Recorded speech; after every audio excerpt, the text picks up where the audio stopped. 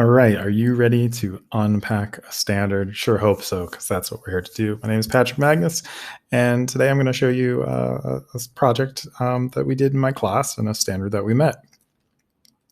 So, what standard? Which standard? Here you go. We were using the next generation science standards, and the specific standard states that students will develop a simple model that mimics the function of an animal in dispersing seeds or pollinating of plants.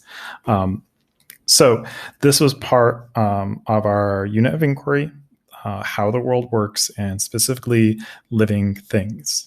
So the central idea is living things are connected and need each other to survive. And the 3 lines of inquiry are listed here: biodiversity in different ecosystems, what plants need to grow, seed dispersal, and pollination. So these are the things that we studied throughout our unit. And so when we were getting together, my team, we were taking a look at the NGSS standard, and we wanted to implement our design process. So our school created this design process, and we wanted to get the students using it when they were creating their models. And ultimately, our question was, how do we show what we know? And this is sort of what we asked the students as well. We settled on a summative assessment to meet this specific standard by creating an ebook about different forms of seed dispersal. And the ebook must include a model representation of the chosen method. So throughout the semester, we had studied different plants and the way they the different methods they had for dispersing, and many of them involved different animals. And then so we put the students into small groups, or we gave them the option of doing it as an individual. And each group or student had a page of the book which was theirs. And we'd share it on Seesaw. It would include a video with their model and displaying how it works. And then also a small written paragraph or 2 about the seed dispersal, the method.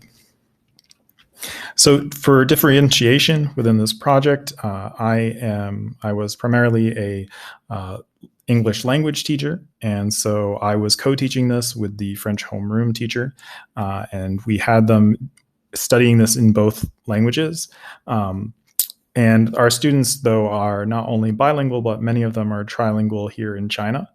So within my class, I had different pairings of different levels of students. So, for instance, one group worked on a coconut seed dispersal. And I had a student who was quite a strong English speaker, and then I had one with quite a significant gap in level, and they were able to work off one another and create their model and give their presentation in English, and it was awesome. The lower level student also utilized word walls and cue cards. They were more of a visual learner, and seeing the vocabulary really helped them. So beyond having their teammate to sort of help give them output, they also had additional support in that way. For other students, we gave them the choice of language output. So they would work in both classes, and they would work primarily in the language that they were using. But for their presentation, they had the choice of presenting in English or French, or Chinese in some cases. And it was great. For some students, they just didn't feel comfortable speaking English in front of the camera, and that was okay for this particular project. For other students, they were a bit too camera shy. Some of them had some anxiety issues, or they were unable in some way to do the video portion of it, or unwilling. And so we gave the option of doing written work and creating the model instead. This way, still contributing, still developing the model, but also presenting their knowledge with written work and the model instead of a video.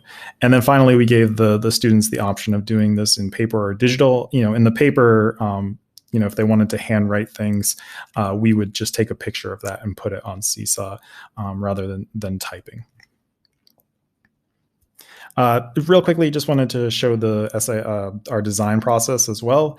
You can see we wanted to utilize this as a way for students to start practicing this process in the way that they build and design their presentations or projects within our school for beyond second grade. So you can see here they would think first, then in their groups they would design how they were going to create their idea, and then finally they would work together to create it. And the big thing, if you look at the evaluate and create, is you could put like an arrow back and forth here, because after they created their project, they would evaluate it to see if it met the standard and if it was what it needed to be. They would evaluate themselves, but they would also evaluate their peers, giving them constructive criticism. It's a really cool process and a really great way for students to sort of recognize how they can go back and improve. And, their first draft or their first creation isn't necessarily their final product. And then within this unit and this summative assessment, these were the 21st century skills I thought we hit the mark on. Certainly creativity and collaboration and communication, information literacy in the research that they did for the project.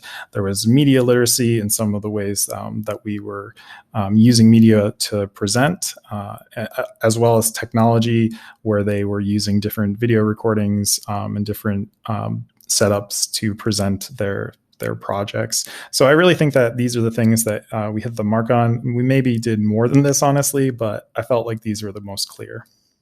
So, hey, thanks for watching. That's the end of my unpacking here, how we developed our models, how we differentiated, and just a sneak peek at our design process as well. I hope you enjoyed.